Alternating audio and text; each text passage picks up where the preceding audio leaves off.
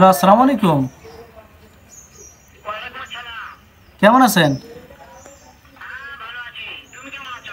এই তো আলহামদুলিল্লাহ ভালো।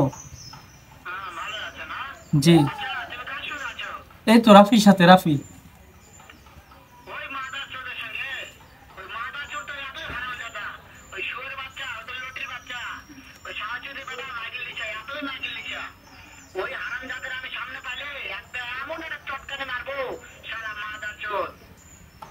হয়তো সব শুনতেছে। হ্যাঁ, এই তো আমার পাশেই আছে।